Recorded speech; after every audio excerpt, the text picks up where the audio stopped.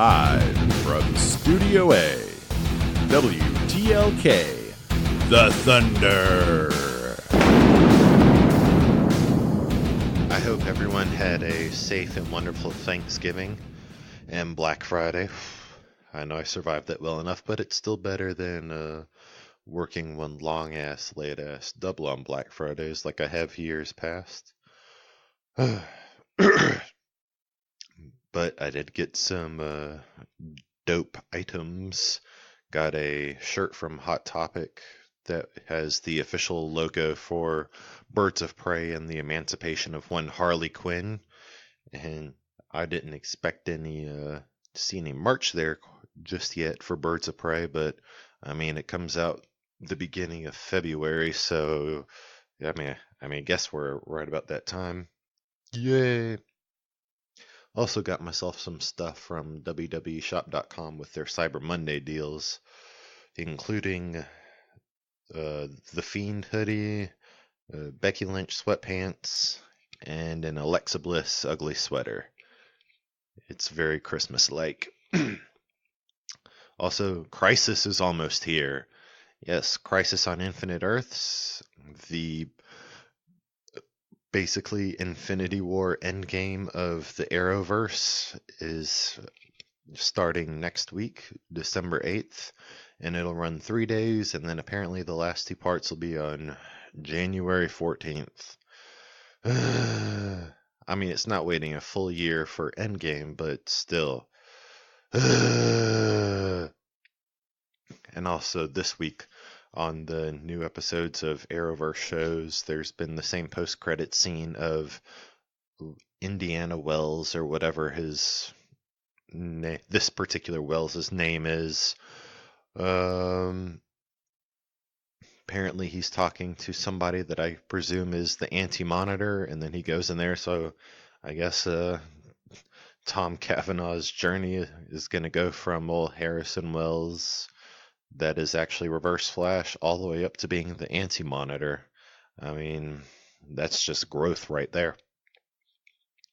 And also there is a little credit, not really credit scene, it's not a credit scene, it's the end of the actual episode before the post-credit scene during Supergirl, where J'onn J'onzz and the Monitor are having an interesting conversation. So yeah, Crisis is almost here. And then after Crisis will be like 10 days away until Star Wars. Oh my god. What is December trying to be? October?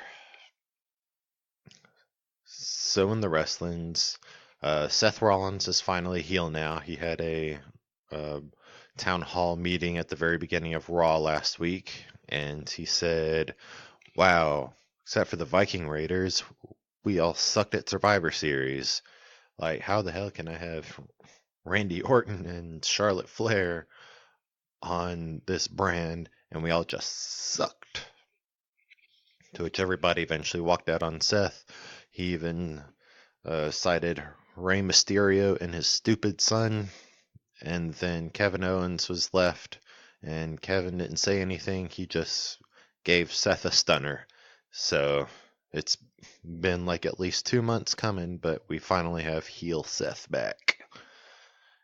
And what we also have back from earlier this year is Rey Mysterio as the United States champion again, after he and his quote-unquote stupid son, or kid, almost got it from Brock. Rey Mysterio got the United States Championship from AJ after he, by himself, defeated Randy Orton, Drew McIntyre, and Ricochet in a fatal four-way, and then beat AJ not quite fair. Well, I guess fair and squarish, because the OC interfered when Rey was about to get the pin fairly, but then, of course, the ref was distracted.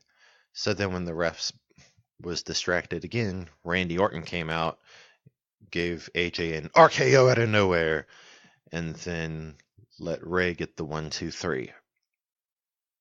Also, Authors of Pain seem to be officially back in the ring, because the end of the Seth Rollins Kevin Owens match as the main event found the AOP attacking Kevin Owens and not attacking Seth. So this is interesting.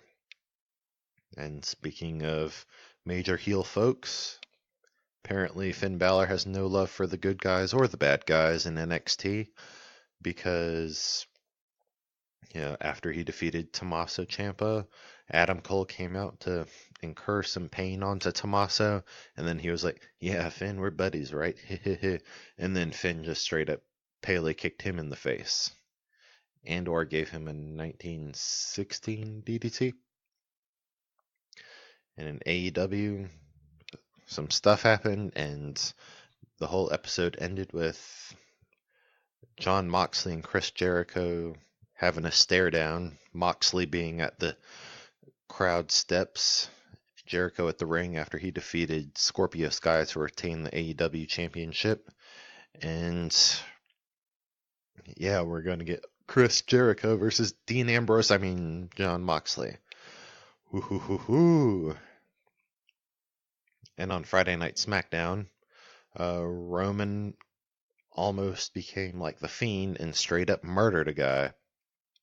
After almost nearly getting murdered himself, because while he was thanking his SmackDown team for helping him get the win again in the 5-on-5-on-5 elimination match, such as Custom of Survivor Series, he thanked everybody except for Corbin. And of course, Corbin was mad about that, but he sent one of his cronies, because apparently Corbin always has to have two cronies with him, who are now Dolph Ziggler and Robert Roode. And so Roman faced Robert Roode in a singles match, but with Corbin and Ziggler on the outside, it was basically a 1-on-3 handicap match. But then, Roman evened the odds and taken out Dolph and Corbin. But then Robert Roode was about to take the scepter, and while Roman's head was leaning against a chair, said something about his family, and was about to straight up smash Roman's head on the chair with the scepter.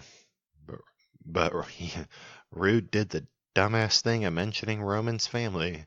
I mean, it didn't work out well for Drew McIntyre earlier this year, and it actually worked out worse for Robert Roode this time, because Roman got out of the way, and by the way, that scepter left a pretty decent-sized dent on said steel chair.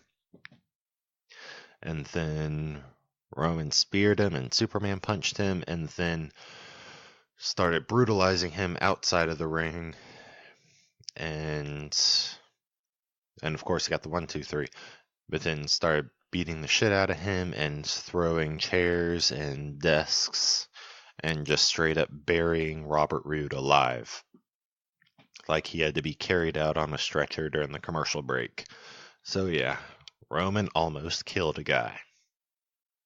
But during Roman's speech before said match, he was giving thanks and put things into a good perspective, because he said, Thanksgiving and the holidays are supposed to be all about, happiness and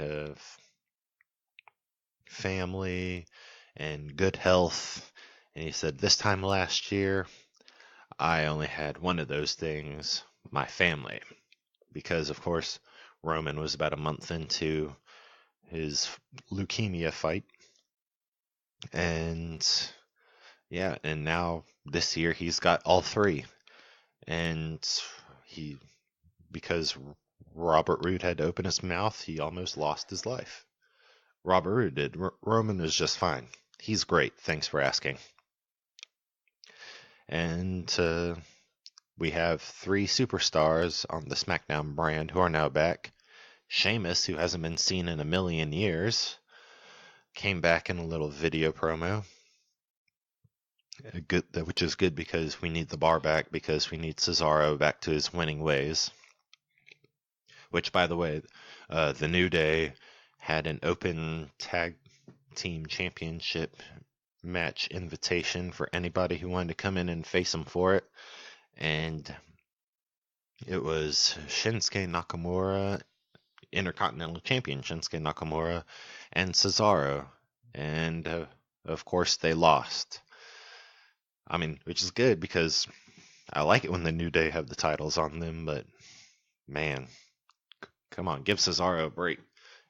I mean, you already gave Shinsuke a whole brand new IC title and everything, but come on, let's give Cesaro something. He and Sheamus practically dominated as the bar and the tag team championship picture, like, way for most of last year. So, anyways, enough of all that. So, Sheamus is back, Elias is back, and possibly in face capacity because Drake Maverick was trying to hit on Dana Brooke with the whole mistletoe thing and everything. It was quite embarrassing. And then Elias started singing a song about Drake Maverick and what a loser he is. And also, the final one being back. Ooh, I'm excited for this. Because Nikki Cross had a match with Sonya Deville. And Nikki won very easily. And so she got ganged up by both members of Fire and Desire. And then, bam, bam, bam. Alexa's music dropped and she came back and saved her friend, which, that's usually a typical moment of, bringing back faces, but never in a million years what I thought would be used on Alexa. So she pretty much mollywopped Fire and Desire all over the place. And yeah, Bliss Cross Applesauce is back. I don't know if that's their official tag team name, but I mean, I'll roll with it. Love Bliss, love Cross, love Applesauce. I'm down with that name. What I'm not down with is when they tell us that a new face will be revealed in the Firefly Funhouse, and it's not Liv Morgan. Instead, it was a literal belt for the Fiend, because apparently Bray Wyatt's going to have a blue Universal Championship belt, while the Fiend has his own specially designed belt, which looks really fucking cool, and is $6,500 on www.shop.com. I shit you not. And I would be totally jazzed about this, even though I'm probably never going to buy it. But yeah, everybody was so sure it was going to be Liv Morgan and her new thing, but it was just actually, it wasn't even the belt that he was talking about was the new face, because Daniel Bryan came out at the end to address the WWE Universe, and he was just like, The Miz was warning me about, the Fiend changed Finn Balor, the Fiend changed Seth Rollins, but he didn't change me. What changed me was you guys, and you made me realize that I should have never killed the Yes Movement instead. So now the Yes Movement is back. Yes, yes, yes, yes. And then, of course, the red lights came on, and there was the Firefly Funhouse, where Bray was talking to Daniel Bryan, and then it went off, and then the Fiend came up from ring hell, because apparently the portal to hell is beneath a wrestling ring, and he grabbed Daniel Bryan and drug him down underneath it, and then you just saw the Fiend come back up with tufts of hair, so we don't know if Daniel Bryan's going bald, if he's getting as Wheatley calls, a proper haircut, or if Daniel Bryan's getting the Fiend type shave. But Daniel Bryan's coming back with a lot less hair. Hopefully the Yes Movement's still back, though. Also, this past Sunday was Starrcade, the event, the Thanksgiving event, the main Thanksgiving event for whichever wrestling promotion has the rights to it at the time. And this one was in Duluth. Wow, that is harder to say than it is to read. Duluth, Georgia. And it started off with Ric Flair on the KO show, and they were interrupted by Gallows and Anderson. And Street Profits took some exception to that, so they fought him and they beat him. And then they did some Ric Flair dances with Rick himself. And then the Kabuki Warriors retained their women's tag team titles in a fatal four-way against Becky and Charlotte, Bayley and Sasha, and Bliss Cross Applesauce.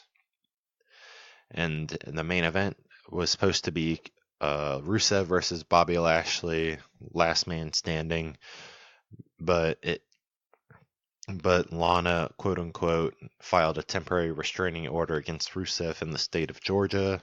So he wasn't there, but so Kevin Owens came back and he was just like, okay, people are tired of hearing about this. They don't want to hear about your hot boyfriend. And they're tired of it. Like, we're tired of your Russian accent that's been gone for 5 years. So KO and Lashley had a really good match, and it ended in a no contest because Rusev broke said restraining order and beat the holy hell out of Lashley. So that was all the televised stuff. Apparently, the Fiend faced Braun Strowman in a steel cage, but that wasn't televised. But you can ask ESO's Mike Gordon how that went because he was actually there because he lives in the area. Lucky. So yeah, that was Starcade, and today on Post Day is premiere of The New Day Feel the Power podcast, which you can find on all the good podcatchers. It is Kofi Biggie and Xavier Woods talking about starting now the history and the origins of the New Day, and going to go into all sorts of New Day related subjects throughout the series, I'm sure. I listened to the first episode earlier today and it was incredible. You'll laugh, you'll cry, you'll probably dance and have a hankering for pancakes afterwards. You know how it is. So anyway, this has been WTLK The Thunder. Drink, fight, and make your ancestors proud. Oh, and if you're listening to this on post day, tomorrow is Lightning Lad's birthday. Hit him up with a happy birthday on whatever socials you can, whether it be your personal page, the Thunder Talk Facebook page, the Thunder Faithful group. Just go all out with your birthday, thanks, and tell them that Sexy Thor sent you.